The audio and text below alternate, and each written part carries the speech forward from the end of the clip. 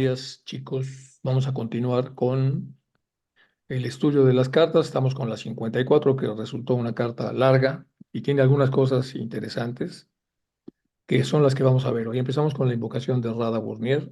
Hay una beatitud y un poder más allá de nosotros mismos, que viene en ayuda de aquellos que están preparados para recibirlo.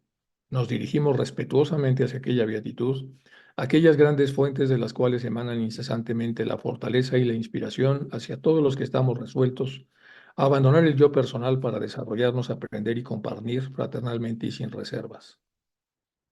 Nos dirigimos con respeto a los grandes seres de luz infinita, las divinidades que ayudan a la humanidad, los amados Mahachohan y los maestros de sabiduría. Pedimos su auxilio para comprender lo oculto. Permítanos trazar un puente que nos bendiga y nos facilite la inspiración apropiada.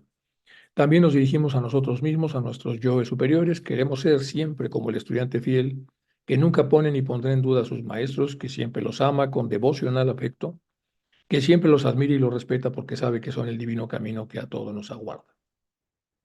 Bueno, pues vamos a empezar. Yo en función de las cosas que me van escribiendo y que yo agradezco mucho, porque hay muchas de ellas son correcciones a cosas que digo, otras son sugerencias. Bueno, pues voy haciendo algunas cosas extras ahí en cada presentación. Bueno, vamos a hablar ahora en función de lo que viene en esta carta, que las zonas de realidad, por lo menos en el nivel en el que estamos los humanos, que no es un nivel muy alto, pero a pesar de que no es un nivel muy alto, tenemos arriba de nosotros, todo lo que está arriba de nosotros pues es más alto que nosotros. Entonces, estas son las zonas de realidad existente, toda la parte azul, y la zona de visibilidad a nivel humano. Entonces, tenemos arriba la zona de realidad existente, pues por lo menos la que estamos viendo en las cartas, el nivel muy alto, que sería el nivel Mahachohan. Un nivel alto, los maestros de sabiduría; un nivel medio alto, los adeptos; un nivel medio alto, B y C, chelas aceptados y chelas en probación. Eso es lo que vamos viendo a lo largo del estudio de las cartas. Y luego tenemos estudiantes avanzados, estudiantes medianos, principiantes, simpatizantes y escépticos, que son las zonas de visibilidad. Entonces, una cosa interesante, y por eso tiene que ver con las cosas que me van sugiriendo o preguntando, es esta. ¿Dónde estaba Sinet, pues como, a lo mejor como un estudiante avanzado? A raíz de la correspondencia de las cartas, pues puede entrar como un chela laico, que así le decía el maestro. ¿Y dónde puede estar ahora? No lo sabemos, y lo mismo se puede aplicar a Blavatsky. Al final, esto lo que nos da, lo que nos enseña es que todos podemos entrar en un proceso de evolución, o más rápido o más lento en función de cómo aprovechamos las cosas que ocurren enfrente de cada encarnación. Y entonces, en función de las preguntas que me hicieron a este respecto, quise compartir esto, que es un filósofo alemán, se llama Johann Gottlieb Fichte. Publicó un libro, La ciencia del conocimiento y el fruto maduro de toda la vida dedicada íntegramente al servicio de la verdad, que es el libro que él publica. Es un filósofo. La ciencia del conocimiento, entonces, él comienza este trabajo y escribe: esta doctrina presupone la existencia de un instrumento sensorial interno, es decir, adentro de cada uno, bastante nuevo, a través del cual se abre un mundo nuevo, es decir, empieza con la introspección. Un mundo que simplemente no existe para la persona común y corriente. Entonces aquí empieza a señalar que no todos lo han activado. Fichte mostró luego, mediante una comparación, cuán incomprensible sería esta doctrina para cualquiera que insista en juzgarla en base a lo que nuestros sentidos ordinarios pueden registrar. Por eso es que viene este antecedente. En este antecedente, entonces, el encuentro con la parte interna de uno mismo, bajo la guía de los maestros, ayuda un poco a entender las ideas de Fichte. Imagínese, dice Fichte, un mundo de personas que nacen todas ciegas. Ellos solo pueden conocer la existencia y las interrelaciones de las cosas que existen solo por el tacto. Si les hablas de colores y de otras relaciones que existen solo a través de la luz y el sentido de la vista, es mejor que no digas nada en absoluto, porque no alcanza el lenguaje y no alcanzan los alfabetos para poder describir. A pesar de recordamos que Beethoven escribió el Claro de Luna para una mujer ciega y trató musicalmente de que pudiera que pudiera la mujer ciega imaginar lo que es un claro de luna. Bueno, hay experiencias así a lo largo de la historia, pero en realidad, contrario a lo que dice Borges, siempre bueno, Borges de alguna manera lo comenta a través de los relatos. Borges decía que si, como el griego afirma en el creatilo, el nombre es arquetipo de la cosa, en el nombre de Rosa está la rosa y todo el Nilo en la palabra Nilo, y él estaba defendiendo de que un buen relato a veces es mucho más vívido y más perfecto que una experiencia vivencial, es decir, que estar ahí parado llenándose de moscas en el Nilo es una experiencia diferente a una buena descripción. Pero bueno, sin entrar mucho en este detalle, lo que está diciendo este fiche es que solo podemos conocer la existencia de las interrelaciones que existen por el sentido del tacto. Si les hablas de colores y otras relaciones que existen solo a través de la luz y el sentido de la vida, de la vista, es mejor que no digas nada. Bueno, esa es la postura de él. Si tienes suerte, te informarán de ello, hecho para que notes tu error y puedas al menos abstenerte de seguir hablando inútilmente si la gente resulta incapaz de abrir los ojos. Con demasiada frecuencia, alguien que intenta hablar con la gente sobre cosas como las mencionadas por Fichte está en condiciones de asimilar al de una persona que ve entre ciegos. Sin embargo, lo es precisamente estas cosas lo que son relevantes para la verdadera naturaleza y los objetivos más elevados de los seres humanos. Y cualquiera que realmente creyó necesario abstenerse de seguir haciendo cosas inútiles, hablar tendría que renunciar a la humanidad desesperada. Pero no debemos dudar ni por un momento que es posible abrir los ojos a las cosas que normalmente no vemos y no conformarnos solamente con la experiencia del tacto. Esta siempre ha sido la suposición a las personas que escribieron y hablaron sintiendo su propio instrumento sensorial interno. Entonces, lo primero es acercarse y creer que hay un instrumento sensorial interno, que este instrumento sensorial interno es capaz de desarrollarse y que si es capaz de desarrollarse, necesita la gente acercarse a escuelas serias para que a través del conocimiento que vayan teniendo y la praxis que hagan de ese conocimiento empiece a entrar todo en un proceso de maduración dentro de ellos y así pueden reconocer la verdadera naturaleza del ser humano que está oculta a los sentidos externos. Y luego la última idea que pongo de Fichte es esta. Eso es por lo que desde tiempos inmemoriales se habla de una sabiduría oculta. Aquellos que han captado algo de esta sabiduría oculta están tan seguros de poseerla como las personas con los ojos normales están en su capacidad de visualizar colores. Por lo tanto, no necesitan pruebas de ello. Bueno, este es un ejemplo de a dónde vamos, de lo que necesitamos, etcétera. Y luego continuamos con la carta. Dice, no, solo no se puso nunca ninguna tentación en el camino de ambos. Acuérdense que estaba hablando de Scott y vamos, si quieren, regresamos un poco para ver de qué estaba hablando el maestro aquí. Nos quedamos con esto. Aquí está entonces lo último que hizo el coronel Olcott, no ha hecho nunca en secreto de esta manera nuestra de actuar. Y todos los teósofos británicos deberían saber, si no lo saben ya, que su agrupación, desde que le dimos el visto bueno, quedó bajo una constante probación. Está hablando el maestro del enojo que tenían los británicos de que su agrupación estuviera en prueba. En cuanto a Messier, famoso que fue el único escogido por el maestro M entre todos los teósofos con propósito determinado debido a la insistencia de HPV. Y luego está hablando aquí de este Charles Messier, dice, es el mejor y más noble, es lo que decía Blavatsky. 2 años más tarde decía lo mismo de Ross Scott. Nunca tuve dos amigos tan fieles y devotos. Bueno, está aquí explicando que no tenía muy buen ojo Blavatsky respecto las posibilidades que tenían algunas de las personas, aunque sí era muy agradecida con los que de alguna manera le habían ayudado. Por lo tanto, aquí continúa la carta. No solo no se puso nunca ninguna tentación en el camino de ambos, los recomendados de Blavatsky, no solo no se puso tentaciones para probarlos, sino que al último se le procuró una esposa con suficientes condiciones para su felicidad. Ojo, sino que al último a Scott no solo no le pusieron tentaciones, sino que le ofrecieron la opción de una esposa con enormes condiciones para la felicidad de él y ciertas relaciones que le resultarían provechosas algún día. Massey tuvo solo fenómenos concretos e indudables en los que apoyarse. Scott, el famoso Scott, recibió además una visita de M en forma astral. Es decir, lo que está diciendo el maestro es que se les ayudó, pero de todos modos no pudieron de alguna manera reaccionar positivamente a esta ayuda. Y aquí un poco de Ross Scott. Ross Scott, esta parte no la traduje, era un joven irlandés que se hizo miembro de la Sociedad Teosófica en India. Perdón, este párrafo no se tradujo. Bueno, Scott conoció a los fundadores a bordo de un barco, el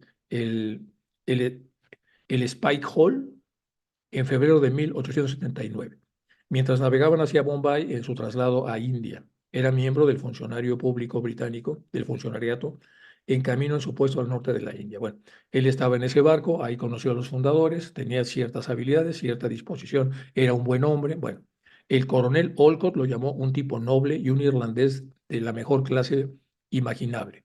Pero para Sinet, pues era un irlandés y aparte no tenía los modales, entonces lo consideraba de fibra grosera, o sea, un irlandés poco educado, pero eso es por los atavismos que tenían los británicos de aquella época en relación a los irlandeses.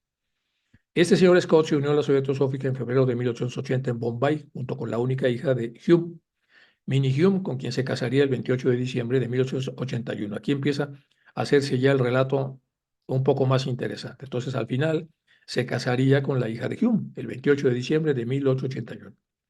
El señor Scott recibió algunas cartas de los maestros, vio una de ellas y fue puesto en libertad condicionada, que finalmente fracasó. Posteriormente se convirtió en un magistrado de las provincias centrales de la India y murió en 1908. Esa es la historia de los dos recomendados de Blavatsky, que no fueron suficientemente buenos para quedar ya como chelas oficiales, porque estaban en probación, y por eso ha estado explicando el maestro continuamente de la importancia de la aprobación, para ver si realmente la gente está lista para poder entrar en el chelado o no. En el caso de uno, la venganza de tres hombres sin principios. En el caso del otro, fueron los celos de un tonto de mente mezquina los que acabaron pronto con la alardeada amistad y demostraron a la de usted el valor de esa amistad. Lo de Estrellita. uno, la venganza de tres hombres sin principios. Y la siguiente idea: oh pobre naturaleza confiada y crédula, dice el maestro. Oh pobre naturaleza confiada y crédula, es decir, ingenua, ¿no? La naturaleza naif. Despójela de sus poderes clarividentes, desconecte el curso de sus intuiciones en cierto sentido, como lo hizo M, moralmente obligado. ¿Y qué queda? Una mujer desamparada con el corazón destrozado. Bueno, aquí está hablando, esto hay que analizarlo con mucho cuidado, lo puse en azul, de que era tan buena Blavatsky que confiaba en personas en quienes no debía confiar, no nomás en estas dos, ya lo habíamos visto con lo que pasó con los Coulomb y en general con una gran cantidad de personas en las que ella depositó su confianza y que al final la traicionaron. Entonces, oh pobre naturaleza del que confía y cree, sobre todo de esta forma. Despójela de los poderes clarividentes que tiene, desconecte el curso de sus intuiciones en cierto sentido, como lo hizo M, moralmente obligado a hacerlo. ¿Y qué queda? Pues una mujer traicionada, es decir, desamparada con el corazón roto. Tome otro caso, el de Fern, del que ya se ha hablado muchísimo. Su desarrollo que ocurrió ante usted le proporciona un estudio útil y una indicación de métodos aún más serios, adoptados en los casos individuales para poner a prueba al máximo las cualidades morales latentes del hombre. Esto es como que los que van a entrar en el chelado, pues todavía tienen algunas cosas, es probable que pasen, es probable que aventados al agua sepan nadar, pero otros es probable que aventados al agua no van a poder nadar, como el caso de Fern, y aquí está hablando de los otros dos sujetos de los que está hablando el maestro. Todo ser humano posee en su interior vastas potencialidades, y la obligación de los adeptos es rodear al aspirante a chela de circunstancias que le capaciten para tomar el sendero de la derecha, el del bien, el correcto. Si posee en sí la capacidad, no somos más libres de negar la oportunidad a un postulante de lo que somos para guiarle y dirigirle hacia el adecuado camino a seguir. Está diciendo el maestro, ellos están listos a ayudar a la persona por el lado correcto. Es decir, entonces los adeptos ayudan a los maestros para tratar de influir en las personas que están siendo probadas dentro del chelado, porque tienen las capacidades que, si las activaran con la suficiente determinación, podrían nadar, como había puesto el ejemplo, y si nadan automáticamente, no automáticamente, pero después de un tiempo pasarían a ser chelas probados. Bueno, en el mejor de los casos solo podemos mostrarle, después de terminar con éxito su periodo de probación, que si hace esto irá bien y que si hace aquello otro irá mal. Pero hasta que ha pasado ese periodo, le dejamos libre en sus propias batallas, lo mejor que pueda. Hasta que haya pasado ese periodo, el que está siendo probado está solo en las batallas. Alguna que otra vez tenemos que proceder así con chelas más elevados e iniciados, como por ejemplo Blavatsky. Una vez que se les ha permitido trabajar en el mundo, cosa que todos nosotros evitamos más o menos, más que eso, y usted lo entenderá mejor enseguida, si mis cartas anteriores sobre Fern no le han abierto suficientemente los ojos, nosotros permitimos que nuestros candidatos sean tentados de mil maneras diferentes para que aflore así toda su naturaleza interior y ver si está a la altura. Y ésta tenga la oportunidad de salir vencedora de una manera u otra, por fuertes que sean las crisis. Esta es de las famosas formas mentales y es la figura de cómo se ve en un ser humano que, cómo ve cuando se le pide que imagine el logos manifestado. Entonces el ser humano, lo que tomaron los clarividentes en el famoso libro de Annie Besant y Charles Ritter es esto. Esta estrella, bueno, la puse aquí por la que tiene que ver con lo que estamos viendo. Lo que ha sucedido a Ferron les ha pasado a cada uno de los otros que les han precedido. Es decir, han sido probados. y les pasará con diferentes resultados a cada uno de los que sigan. Todos necesariamente van a entrar en el camino de ser probados para ver si están listos. Van a ser examinados. Todos nosotros fuimos probados. Ahora está hablando el maestro de sí mismo. Así. Y mientras Murad Ali fracasó, y yo triunfé, está diciendo el maestro. O sea, bueno, pues yo pasé la prueba y triunfé, y el otro pues no la pasó y no triunfó. La corona de la victoria es solo para aquel que demuestra ser merecedor de llevarla, es decir, el que pasa el examen. Para aquel que lucha con Mara sin ayuda y vence al demonio de la codicia, de las pasiones terrenales, y no somos nosotros, sino él mismo, el que coloca esa corona de la victoria en su propia frente. No fue una frase sin sentido la del Tágata. Bueno, esto es, el maestro sigue explicándole a Sinet por qué es necesario probar a la gente. Bueno, aquel que domina al yo es más grande que el que vence a miles de hombres en la batalla. Una frase muy conocida, pero aquí el maestro la expresa. No existe una lucha tan difícil. Vamos a ver esto. Si no fuera así, el adoptado no sería más que una adquisición barata. O sea, es difícil entrar como adepto. Por lo tanto, mi buen hermano, no se sorprenda y no nos culpe tan fácilmente como usted ya lo ha hecho ante cualquier actuación de nuestra política hacia los aspirantes, presentes, pasados o futuros.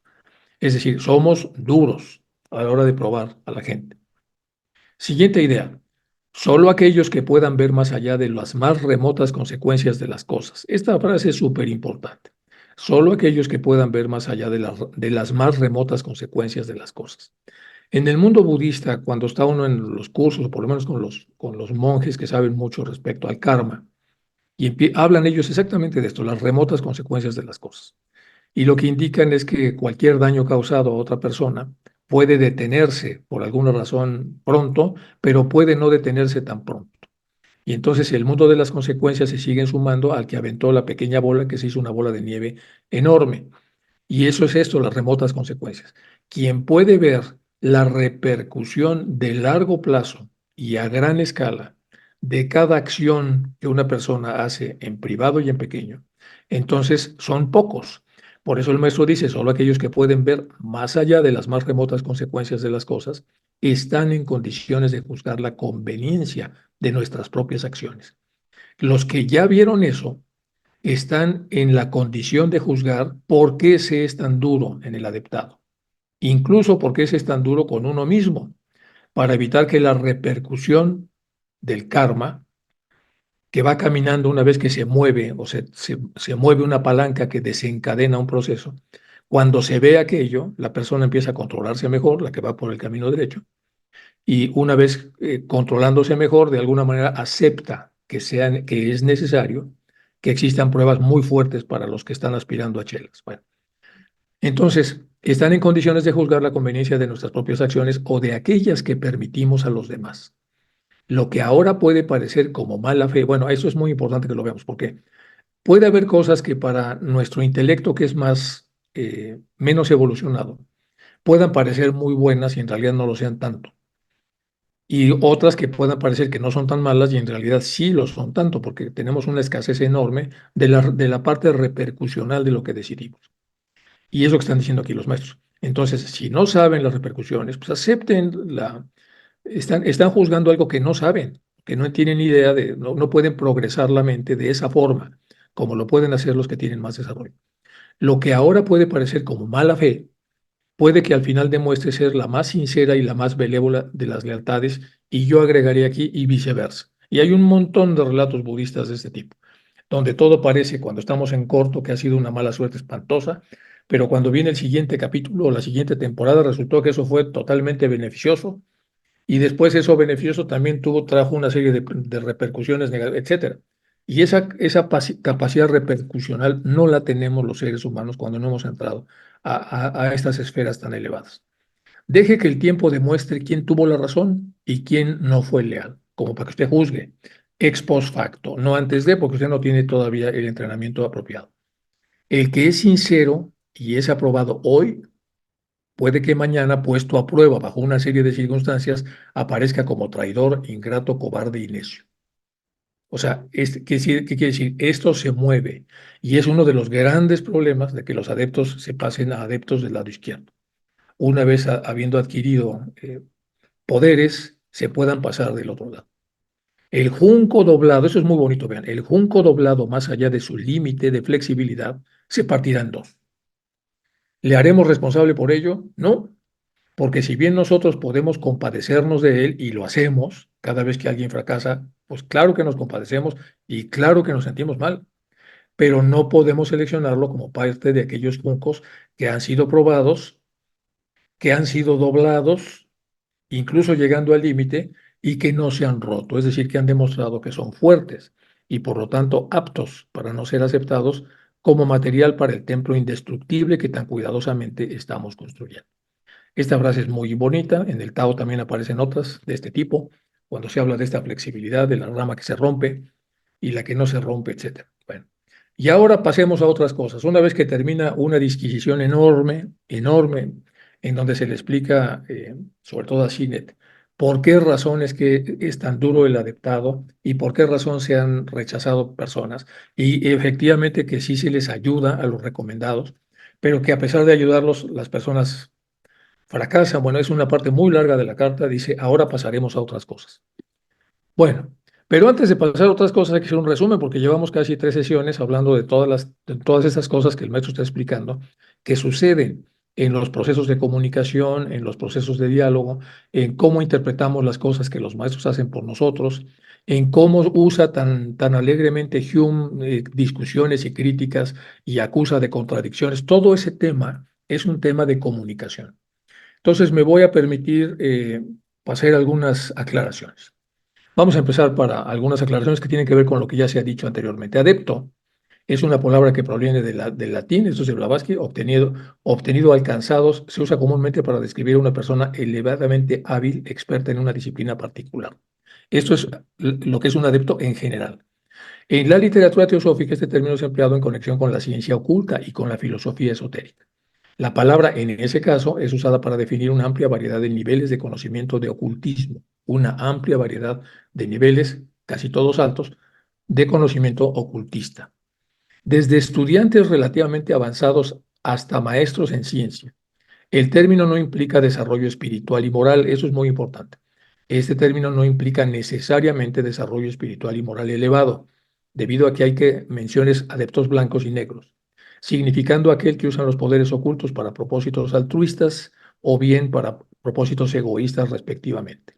Los adeptos elevados trabajando para el bienestar de la humanidad también son conocidos como maestros de sabiduría, Mahatmas, Arhats o simplemente hermanos. Bueno, esto es lo que un compilador hizo respecto en las famosas diccionarios que tienen que ver con teosofía del término de adepto.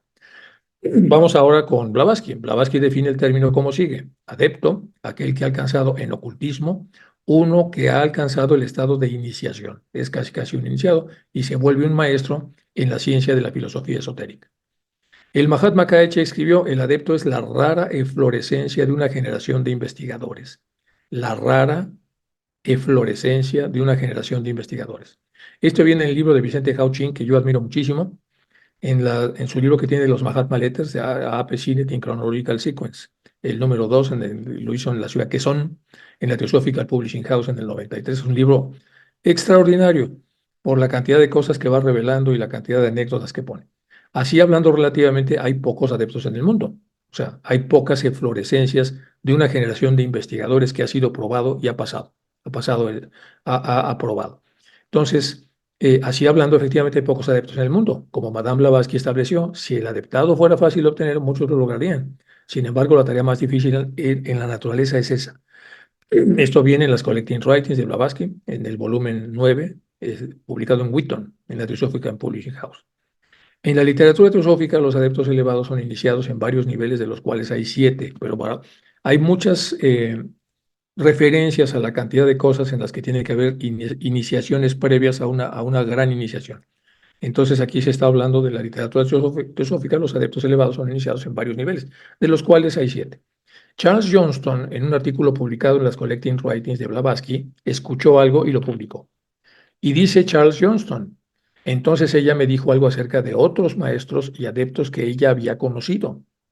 a pesar de que ella hizo una diferencia como si los adeptos fueran los capitanes del mundo oculto y los maestros los generales. Aquí Blavatsky está diciendo que hay una diferencia entre un adepto y un maestro. El maestro tiene el rango de general y el adepto tiene el rango de capitán. Y antes estaría el chela, y antes el chela en probación, y luego pues el otro. Por eso había puesto el slide del principio con estas diferencias que puedan no estar bien, pero más o menos nos dan una idea que al final hay una secuencia. Dice, ella había conocido adeptos de muchas razas desde la India. Aquí seguimos con Charles Johnston. Desde la India septentrional a meridional, Tíbet, Persia, China, Egipto, de varias naciones europeas estuvo conociendo a muchos adeptos, griegas, húngara, italiana, inglesa, de ciertas razas de Sudamérica, donde ello dijo que había una logia de adeptos. Bueno, eso está en Blavatsky, en las Collecting Writings, en la Theosophical Publishing House de Ariel Madras, en el volumen 8, en la página 400. Bueno, esto es tratar de entender un poco de lo que están hablando los maestros para entrar al chelado y posteriormente al adeptado, y por eso están diciendo que es tan difícil. Bueno, la importancia del ángel solar para la evolución según Eric Huysmans. Esta es una idea que quiero tocar con mucho tacto, simplemente podemos aceptarla o no, pero de alguna manera dentro del proceso personal ya de nuestro nivel humano. Tenemos que ver las ayudas. Los maestros ya comentaron ciertas ayudas que se hacen respecto a la parte qué tanto se le ayuda a un estudiante avanzado que quiere entrar a convertirse en chela. Y aquí vamos a hablar un poco de cómo lo ve el Torkom Saradarian, tiene un libro sobre el ángel solar, y él lo explica de una manera, lo veo con mucho tacto, no lo tomemos tanto en cuenta, pero sí para poder afianzar más lo que se está diciendo acá. Dice que para entender el significado del ángel solar para la evolución humana, primero tenemos que definir qué es eso del ángel solar. Es un gran ser que en realidad se describe con muchos nombres diferentes. ¿Por qué pongo esto? Porque me lo preguntaron. Me lo preguntaron y me dijeron que cuál era la relación, y por eso lo estuve investigando y lo estuve expresando y explicando de acuerdo a la literatura que tengo a mi alcance. Bueno, ¿cómo se concibe al ángel solar? Como hijo de la mente, ego, unificador benigno, productor de la inspiración, etcétera. Hay una gran cantidad de definiciones acerca del ángel solar que ustedes también, por supuesto, pueden buscar por su cuenta. Acuérdense siempre de estar estudiando y revisando lo que aquí se dice.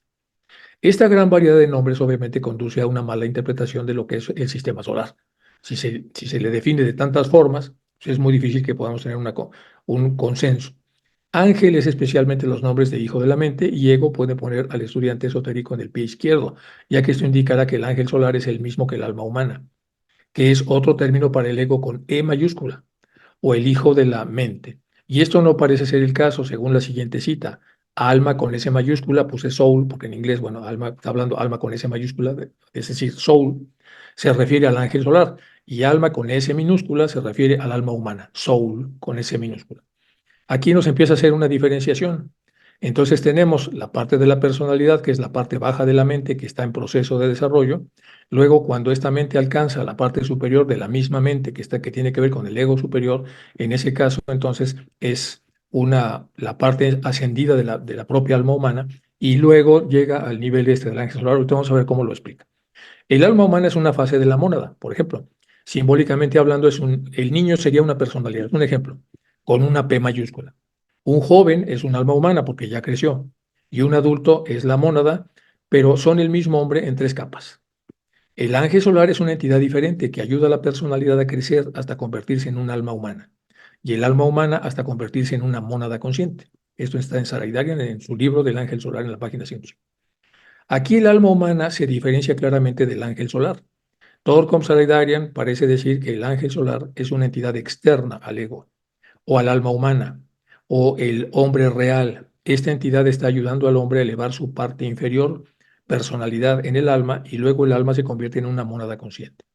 Los otros nombres mencionados anteriormente parecen apoyar la diferenciación. Saradarian marca significan sobre una entidad o ser que tiene el papel importante de ayudar al hombre elevando su conciencia en todas las diferentes fases de su desarrollo humano hacia la unidad. Esto se apoya más en algunos de otros libros con las siguientes citas. Estoy dando mucho tema a este porque al final lo que están haciendo los maestros es ayudarnos a develar cosas, a observar los caminos que son erróneos, a entender cosas, aunque sea de manera intelectual, respecto a lo que pasa en la zona que nosotros no podemos percibir. Y entonces por eso vienen estas preguntas de, bueno, y llegamos al yo superior y luego, Ahí se acaba y entonces, bueno, en ese y luego es que aparece el que me hizo la pregunta del logo solar. Los ángeles solares son seres muy avanzados, se sacrifican su vida para ayudar a la evolución de la humanidad y guiar sus pasos hacia la iniciación. Sanaidarian en la mente subconsciente y el Caris. Bueno, otra obra. El objetivo del alma humana es desplegarse hasta tal punto que se fusione con el ángel solar. Y aquí viene lo importante. El objetivo de un alma humana que recién empieza a desarrollarse es desplegarse o unfold, abrirse hasta tal punto que se fusione, se ha desplegado tanto que llega a fusionarse con lo ya desplegado que es el ángel solar a través de algo que se llama el matrimonio místico. Cuando el alma humana está madura suficientemente, el ángel solar lo inspira a casarse con ella. Es decir, cuando se hace un gran esfuerzo del alma humana para desarrollarse y desarrollarse, el ángel solar que lo espera, entonces lo inspira para hacer este matrimonio místico. Esto se llama infusión de almas. Durante largas edades, el ángel solar fusiona su luz, amor y el poder con la persona y la carga con la electricidad de su espiritual o cósmico superior éteres hasta que el hombre o mujer, el alma humana, se convierten en un alma ya desarrollada. Bueno, se en la psique y el psiquismo. Bueno, los ángeles son un compuesto de lo mismo y lo otro, y aquí va a hablar un poco de Platón, se va a apoyar un poco en Platón, el iniciado. Platón, me refiero a la parte platónica de iniciado. Dice, los ángeles son un compuesto de lo mismo y de lo otro, así decía, como se verá en la siguiente cita. Cuán precisa y verdadera es la expresión de Platón, cuán profunda y filosófica es su comentario sobre el alma humana o ego con mayúscula, cuando la definió como un compuesto de lo mismo y de lo otro. Y sin embargo, cuán poco se ha entendido esta insinuación. Desde el mundo se entendió que lo que significaba el alma era el aliento de Dios de Jehová. Es lo mismo y lo otro. Y como dijo el gran filósofo iniciado, pues ego, el Dios superior, cuando se fusiona con la mónada divina, es el hombre. Y aquí está hablando entonces Platón de cómo el yo superior se fusiona con la mónada divina. Y sin embargo, el igual que el otro, el ángel en él encarnado, los grandes clásicos y filósofos, bueno, este es el uno y el otro, ok. Los grandes clásicos y los filósofos sintieron esa verdad al decir que debe haber algo dentro de nosotros que produce nuestros pensamientos. Algo muy sutil, es un soplo, fuego, éter. Es la quintesencia, es una semejanza esbelta, una intelección, es un número, es armonía, Voltaire. Bueno, esto viene en Blavatsky en la doctrina secreta. Una de las tareas del ángel solar es unir las diferentes partes del hombre en una unidad, la unidad de la que el ángel mismo forma parte, mostrando aquí su paradójica naturaleza, por eso es lo uno y lo otro. En un nivel metafísico aún más elevado, el ángel solar es la suma total y el agente sintetizador de las partes opuestas de la dualidad que se vive en lo otro, perdón, en lo otro que es el mundo de la diversidad, lo positivo y lo negativo. Su instrumento en este proceso unificador es el amor. Bueno, no voy a decir más del ángel solar, eso es para la persona que lo preguntó. Entonces, sí, en parte secuencial, yo creo que ya sabía un poco la respuesta. En la parte secuencial de todo lo que hacemos con trabajo y trabajo para llegar al yo superior, no termina ahí, sino necesitamos entrar en un proceso de fusión con una estructura ente o lo que fuere, interna o externa o como sea, que es lo que produce el matrimonio en donde tenemos ya desplegado al máximo todo lo que es el desarrollo de habilidades. Volvemos a la carta. Tenemos en mente una reforma, dice el maestro, y yo espero que usted me ayudará a que ocurra. El maestro había dicho que íbamos a ver ahora otras cosas. Bueno, tenemos en mente, dice el maestro, una reforma, le dicen a Sinet y usted me ayudará. La molesta e indiscreta intromisión del señor Hume en la sociedad madre y su pasión por dominarlo todo y a todos nos ha hecho llegar a la conclusión de que valdría la pena que nos basáramos en lo siguiente: que se haga saber a todos quienes concierne a través de Theosophist, es decir, del órgano oficial de difusión de aquella época y de circulares enviadas a cada rama, que hasta que el presente se ha acudido a la sociedad madre más a menudo sin la mayor necesidad, en busca de guía como ejemplos a seguir. Bueno, ahora viene lo que el maestro está proponiendo. Esto es completamente irrazonable, siempre estar de alguna manera mamando de la chichi de la sociedad madre.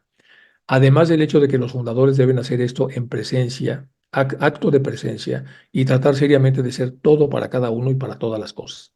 Puesto que existe una variedad tan grande de credos, opiniones y esperanzas a satisfacer en cada rama, no es posible que ellos puedan satisfacerlos a todos al mismo tiempo, tal como ellos quieren. Los fundadores tratan de ser imparciales y tratan de no negar nunca a un grupo lo que han concedido a otro. De este modo, han publicado en repetidas ocasiones juicios críticos sobre el vedantismo, el budismo y el hinduismo. ¿Por qué lo han permitido? Porque también ha habido juicios críticos hacia el catolicismo o al cristianismo.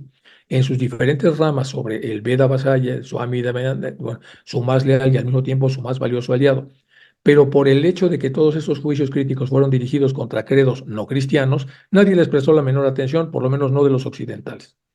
Durante más de un año, la revista salió regularmente con una propaganda opuesta a la del Veda Vashya y fue impresa paralelamente a este para satisfacer a los vedantistas de Benares. Y ahora el señor Hume se presenta con su castigo público a los fundadores y trata de prohibir la propaganda de los folletos anticristianos. Por lo tanto, deseo que usted tenga esto presente y exponga estos hechos al coronel Chesney, quien parece imaginarse que la teosofía es hostil solo al cristianismo y no a las demás formas de creencias, cuando es simplemente imparcial y cualquiera que sean las ideas personales de los dos fundadores de la revista de la Sociedad, nada tiene que ver con ellas, y publicará tan gustosamente los juicios críticos contra el lamanismo como contra el cristianismo. Con todo y deseosos como estamos los dos de que Blavatsky acepte siempre y con agradecimiento su consejo en el asunto, fui yo quien le aconsejó a ella que diera coces, patadas, tal como ella dice, contra los intentos autoritarios de Hume, y queda usted en libertad de informarle a él sobre este hecho. Aquí el maestro entonces está diciendo que están llevando mal la revista y se están llevando mal, se están generando divisiones, porque no se está entendiendo lo que es el punto central o el camino medio entre las cosas que se critican y está diciendo, bienvenida a la crítica, pero no podemos identificarnos con un lado o con otro de la crítica. La crítica es alguien que criticó y nosotros lo observamos y luego decidiremos si esto es válido para nosotros o no es válido para nosotros. Al final es una manera de ver la realidad. El que critica se está sentando en una silla que es su silla y él ha decidido ver la realidad de esa forma y el lector pues simplemente lee aquello y dice si lo desecha o lo pone a prueba, lo analiza, etcétera. Bueno. Y ahora vamos a hablar un poco de ese tema, porque los maestros están diciendo esto que es muy importante. Dice, puesto que existe una variedad tan grande de credos, opiniones y esperanzas a satisfacer, dice el maestro, no es posible que ellos puedan satisfacer a todos al mismo tiempo, tal como ellos quisieran. Los fundadores tratan de ser imparciales y tratan de no negar nunca a un grupo lo que han concebido a otro, pero hay un problema de diálogo. Bueno, yo por alguna razón escribí hace años un libro que se llama Diálogo Inteligente, se llama Más allá de las diferencias. Lo escribí con un norteamericano, que es un hombre pues, muy, muy espiritual, y trabajamos casi 2 años esa obra, finalmente salió publicada, se llama Más allá de las diferencias. Y el editor que convivió con nosotros nos sugirió que llamáramos al producto que estábamos analizando allí, Diálogo Inteligente. Es un libro de más de 200 páginas, tiene mucho material. Con todo respeto y con toda prudencia, voy a hablar de ese libro respecto a lo que los maestros no pudieron arreglar en su momento en las logias y en las ramas. En general, en las ramas que empezaban a tener como problemas de interpretación, lo que está diciendo aquí el maestro, que tenían diferentes expectativas y que no se podía satisfacer a todos al mismo tiempo. Bueno, ¿qué es el diálogo inteligente? El diálogo inteligente, que es el que se debe practicar en una sociedad civilizada y supuestamente refinada, consiste en la búsqueda colectiva de nuevos significados productores de razonables acuerdos a través de un proceso de interacción social claro y equitativo. Repito, un diálogo para ser inteligente consiste en la búsqueda colectiva, es decir, de entre todos, de nuevos significados, es decir, para que avance. Productores de razonables acuerdos, acuerdos no completos, pero sí razonables a través de un proceso de interacción social que tiene que ser claro, nadie puede mentir o disfrazar sobre lo que está diciendo, y equitativo, es un toma y daca. Esto involucra un uso eficiente de procesos cognitivos, pensamientos y procesos afectivos, emociones y sentimientos. Implica una exploración exhaustiva de todos los elementos implicados posibles a través de las aportaciones de todos los involucrados, apertura consensuada, con una búsqueda honesta del mejor resultado final, claridad de intención. Todos vamos para tener algo mejor. Lleva implícita la responsabilidad de las consecuencias de las acciones elegidas y maximiza el uso de escenarios pasados, que son las experiencias, presentes, que son las vivencias, y futuros, que son visualizaciones, para que afecten a los involucrados de la mejor manera posible. El uso del diálogo inteligente puede producir comunidades dialogantes, que es lo que querríamos hacer con las logias, capaces de llegar a verdades colectivas, que son superiores a las individuales. Una verdad personal es el cúmulo de percepciones e interpretaciones de un individuo en base a su experiencia y historia, pero una verdad colectiva es el cúmulo de percepciones e interpretaciones de un grupo generado por un diálogo inteligente, que podría ser una logia teosófica. Y aquí viene algún ejemplo para que vean ustedes un poco la idea, por si les gusta esta situación y que pueda replicarse. Ahora bien, ¿Qué es preciso que haga el que tiene más experiencia y sabe más? Porque eso vamos a tener en las logias. El que tiene más experiencia, el que tiene más edad, el que tiene, yo qué sé, esperar con humildad. ¿Y qué es preciso que hagan los que saben menos o tienen menos experiencia, menos pedigrí? Pues participar con humildad. El hilo conductor es la humildad para no desalentar al que sabe más y para no ofender al que sabe menos. Ejemplo, el que sabe más idealmente debe ser como la figura del abuelo con un nieto, el padre con un hijo, el hermano mayor con el menor, el jefe con su subordinado. ¿Cómo es el abuelo amoroso con el nieto que indudablemente sabe menos que él? Primero, cada uno sabe quién es. El abuelo sabe que es el abuelo y el nieto sabe que es el nieto. El abuelo no quiere competir con el nieto en cuanto a lo que sabe. Tampoco quiere herir su autoestima haciéndole saber que no sabe tanto como él o destacando la ignorancia del nieto. Y el nieto no pone en duda que el abuelo sabe más. Ambos, partiendo de este acuerdo implícito, se aceptan recíprocamente y se abren a la experiencia del aprendizaje. Entendiendo el aprendizaje como todo cambio de comportamiento que resulta de la experiencia. Eso es el verdadero aprendizaje. Siempre va a haber un cambio que resulta de la experiencia. El abuelo sabe que aprecia mucho a ese niño y el niño siente ese espacio y en ese espacio funda su libertad para expresarse sin temor al error. Eso debemos hacer también en las logias.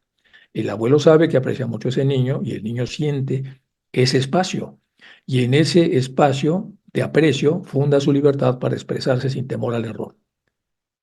Se puede equivocar, porque me puedo equivocar porque sé que me quiere y no me va a despreciar. El nieto funda su aprendizaje en el amor y el aprecio de esa relación y está iniciando ese largo viaje hacia el encuentro con su verdad interior y pregunta sin temor a ser despreciado al abuelo. ¿Por qué llueve, abuelo? Y el abuelo se acomoda y dice, porque las nubes, responde con amor el abuelo, se cargan de agua en el océano y llueve para que haya cosechas y con ellas se te pueda alimentar y podamos comer, para que crezcas y algún día seas como yo y puedas disfrutar a tu nieto como yo te disfruto a ti. Para eso llueve. Y así interactúan durante largos ratos, sintiéndose recíprocamente hasta que la tarde envejece y empieza a oscurecer. Y aunque el abuelo quiere seguir disfrutando a su nieto, observa que el niño se empieza a dormir. Y el abuelo decide respetar esa circunstancia, lo acomoda en su pecho y lo cubre con una frazada. Por otra parte, cuando el nieto ha integrado una relación profunda con su abuelo, puede observar y retroalimentar al que sabe más, al abuelo, sobre cosas que el mismo abuelo puede que no haya percibido bien. Nuevamente, el amor entre ambos es la puerta para la retroalimentación. Abuelo, ¿por qué le gritas a la abuela? Dice. No, no, yo no le grité, así hablo. Pero es que no me hablas a mí así. El abuelo reflexiona, está recibiendo una retroalimentación de un pequeño que ama, etcétera. Así es como se va explicando entonces lo que es el proceso de diálogo inteligente y cómo se abre a través de estas llaves especiales que existen, por lo menos que aparecen en ese libro. Y dado lo que estoy viendo aquí de los maestros y lo mucho que están hablando los maestros de cómo se debe llevar una logia, que lo vamos a ver en los slides siguientes, yo creo que voy a dar una charla de este libro porque es importante, que vienen cosas ahí muy importantes. Realmente mi coautor es una persona súper desarrollada y tiene una sensibilidad monumental. Y creo que tenemos ahí unas cosas que son verdaderamente hermosas. Bueno, ahora con el objeto de enderezar las cosas, dice el maestro, ¿qué le parece a usted la idea de situar a las ramas sobre una base completamente distinta? Dice el maestro, ojo, aquí está haciendo una propuesta de mejora, que es lo que acabamos de decir del diálogo inteligente. Ahora, mi querido Sinet, y con objeto de enderezar las cosas que no van bien, ¿qué le parece la idea de situar a las ramas sobre una base completamente diferente? Que hagamos un ajuste. Incluso el cristianismo, con sus pretensiones divinas de una fraternidad universal, tiene sus mil y una sectas. O sea, no funciona. Las cuales unidas, como pueden estar todas bajo una sola bandera, la de la cruz, son sin embargo esencialmente hostiles unas a otras. Es su cruz contra la otra cruz.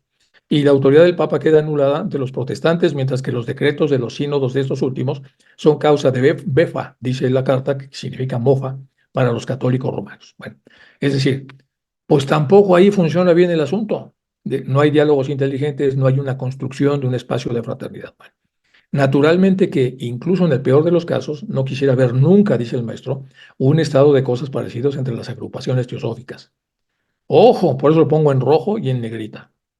Dice, esta división que se ve en este modelo espiritual del cristianismo, dice el maestro, naturalmente que incluso en el peor de los casos no quisiera ver nunca un estado de cosas parecido entre las agrupaciones teosóficas, es decir, divididas y criticándose unas a otras. Lo que yo deseo es simplemente un artículo en The Theosophist sobre la conveniencia de remodelar la actual formación de las ramas, la conveniencia de remodelar la actual formación de las ramas y sus privilegios. que todas reciban la carta constitutiva de la sociedad madre, eso está bien, y sean iniciadas por esta, como hasta ahora, y que dependan de ella al menos nominalmente. Eso dice el maestro. Ahora, importantísima información sobre las ramas, es lo que vamos a ver a continuación. Al mismo tiempo que cada rama, antes de recibir la carta constitutiva, aquí vienen los cambios, escoja algún objetivo por el cual trabajar. El maestro está diciendo, cada rama que se forme y ya que esté suficientemente empapada de lo que es la teosofía y lo que hace, antes de recibir su carta constitutiva o durante, escoja algún objetivo por el cual trabajar. Naturalmente, un objetivo que esté en consonancia con los principios generales de la sociedad teosófica. Que sea, sin embargo, un objetivo claro y definido en sí, tanto que sea en el campo religioso, educativo o filosófico. Esto daría a la sociedad un margen más amplio para sus actividades generales.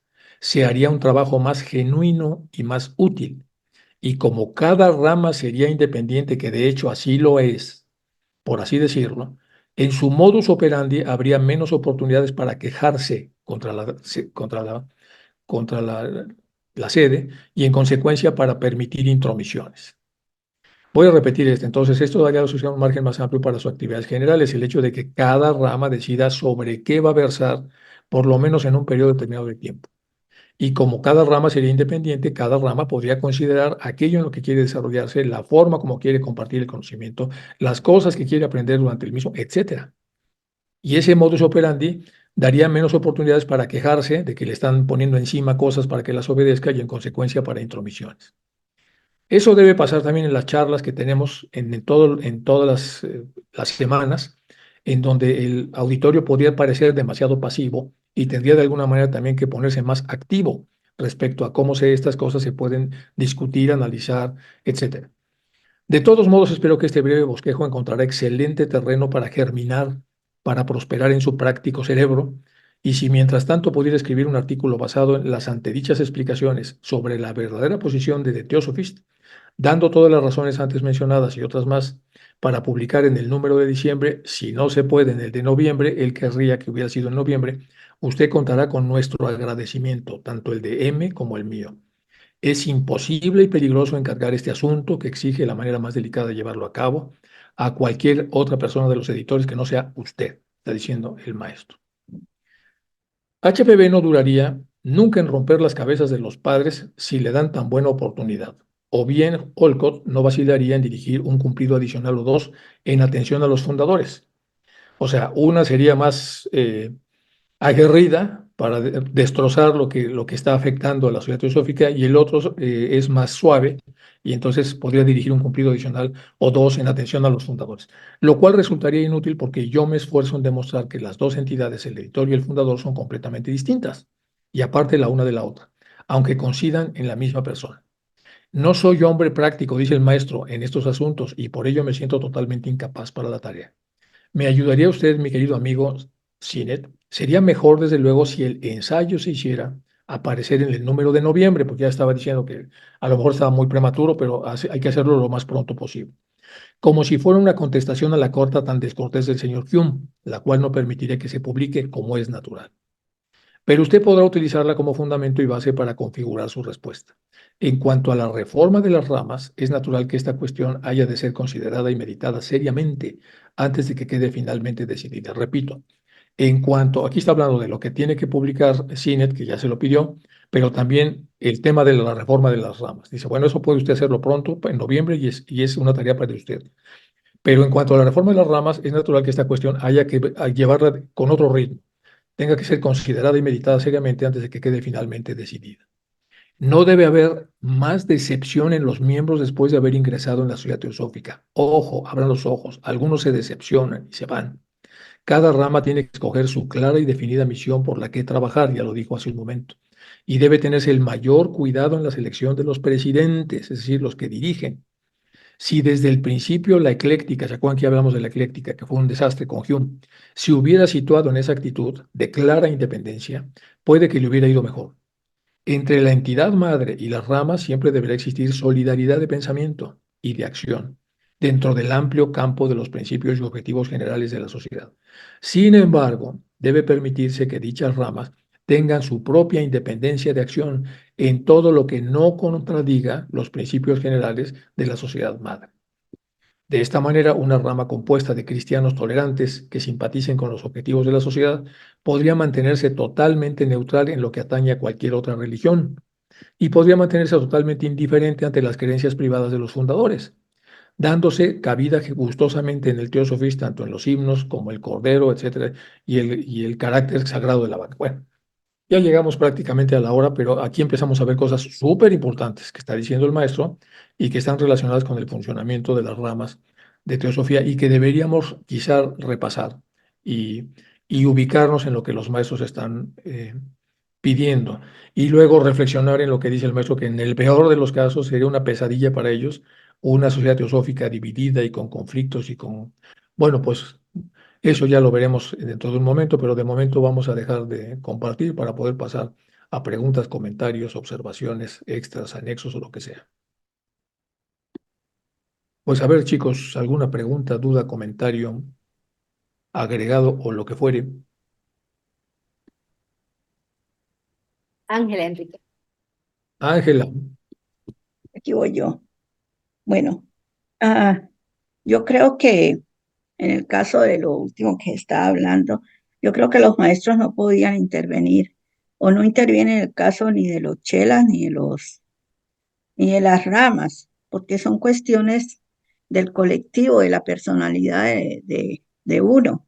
Entonces ellos por eso le dejan así a no. Blavatsky y a este otro señor Olcott que se encarguen de eso, porque los maestros no les interesa el plano mental nuestro en realidad, sino la evolución humana. Ahora, los iniciados tienen varias etapas o iniciaciones. Y como dijo Ujú. Blavatsky también, eso con respecto a las iniciaciones de las que hablaste. Sí, sí, Los sí. chelas también tienen varias etapas. Hay unos chelas que son de primer grado, segundo, tercer grado, por ponerlo así, ¿no? Tan es así que los Clásico, ¿no? maestros eh, dicen en una de las cartas, no sé qué número será, pero en una de las cartas dicen que los únicos que podían precipitar cartas exactamente Eran bien, dos, eran era dos. Blavatsky y Duvalcourt. Que Duvalcourt en su tiempo era chela. Ahora, los chelas a, a Sidney le dieron el título de chela laico como un agradecimiento por lo que él estaba haciendo, pero en realidad un chela verdadero es ese que ponen a prueba y que muchas veces no pasa. ¿Por qué no pasa? Porque cuando el ser humano se convierte en un chela de algún maestro o un chela de un chela más adelantado, toda lo malo que tiene adentro, digamos, los defectos y todo salen a la luz y no los pueden manejar y por eso es que fracasan, ¿verdad? Entonces, en todo hay niveles, porque nosotros somos el común de la gente, todos somos comunes. Pero cuando entramos a la sociedad teosófica principalmente, aunque hay otras escuelas también muy válidas, ya entramos en la mira y nos convertimos todos en probacionistas. Bueno, eso era lo que quería decir. No, está bien, yo lo veo igual, Ángela. Estamos en cuarto de primaria todos. Ujú, Claro, pues, subimos un poquito y nos empiezan a observar, pero no dejamos de estar en la primaria. Y ujú, luego pues, hay un camino complejo y aquí el maestro está alertando hasta donde puede de esta situación y está proponiendo una reforma porque no funciona. Pero mi reflexión es que hasta el momento actual, pues todavía como que esa reforma no funciona, por lo menos no perfectamente. ujú. Algo hay que hacer, hay que reformar, hay que entrar en la profundidad de lo que están sugiriendo, porque ellos Ah, quieren ramas independientes que tomen sus decisiones y que acudan con las consecuencias. Y se pueden equivocar, pero pueden aprender a base de equivocarse y no recibirlo todo de la sociedad madre, en cuyo caso la que se equivocó es la sociedad madre, como pasa, lo te están diciendo indirectamente, con el catolicismo y el protestantismo. y luego que no hay una percepción apropiada en la revista, porque cuando se critica a otra religión están muy ufanos, pero cuando se critica a la propia se ponen súper mal, y ni siquiera es una crítica personalizada, simplemente es la opinión de un articulista. Bueno, empieza a ver que realmente hay mucho, pues claro, que estamos en cuarto de primaria, y eso entonces genera dificultades cuando sacamos el cobre, porque pues no logramos ponernos a la altura de esa enseñanza. Y como no logramos a ponernos a la altura, pues donde se nota esto es en cómo nos organizamos, cómo nos metemos, etcétera. Por eso es que yo lo veo de esa manera, lo que está diciendo el maestro, como muy serio para reflexionar, por lo menos Bueno, tratar. las logias en realidad son mantenidas por personalidades, ¿no? Y Sinet y Hume crearon su propia logia que quería ser independiente de la logia madre, o sea, de la que funcionaba en la India, y eso fue una de las causas de tanta Tanto polémica, ¿verdad? la ecléctica y La ecléctica. luego, ahora no son son semi-independientes. O sea, Por porque eso, pero ellos querían ser totalmente independientes. Y eso, ahí y ahí empieza un estuvo las problema, preguntas y la traba para ellos mismos que incluso. es el problema de cuarto de primaria. Dice independiente, no, dice semi-independiente. Pues no dice, esa manera de interpretar todo tan torcido. Si puedo, voy a dar yo lo del libro este de Más allá de las diferencias. Es un libro, esta es la versión en castellano y Ajá. muy bonito. Yo disfruté mucho haber hecho este libro hace muchos años. Y el hombre este es pues, súper desarrollado, el George, que es un hombre de Boston, con el que tuve la fortuna de escribirlo. Y tiene cosas que vienen a colación por este asunto. Entonces, en algún momento voy a hacer alguna presentación del libro. Muchas Perdón, Carlos. gracias. Muchas gracias. No, gracias a ti. Carol. Hola, hola Enrique, hola a todos. Era lo mismo que acabas de decir. Primero, muchas gracias por tus clases magníficas que hay todos los martes. El libro Más allá de las diferencias, ¿lo puedo encontrar en Chile? Yo creo que sí está viejito el libro, pero al final decidimos sacarlo en castellano y es en editorial Norma, que es una editorial pues, muy conocida, es una editorial Sí, colombiana. Norma. Ok, a Ores. ver si lo puedo conseguir. Y lo que le Se pare- pusieron en la tapa son estas comillas, pero que también en el lenguaje autóctono del pueblos indoamericanos lo ponían mucho como cuando hablan, salían de las palabras y salían unas como comillas. Sí, Pero bueno, ajá. o sea, no tiene una super tapa, pero bueno, es la tapa y luego. Pero sí tiene cosas muy bonitas. Yo de todos modos voy a tratar de hacer una presentación porque veo que hace falta.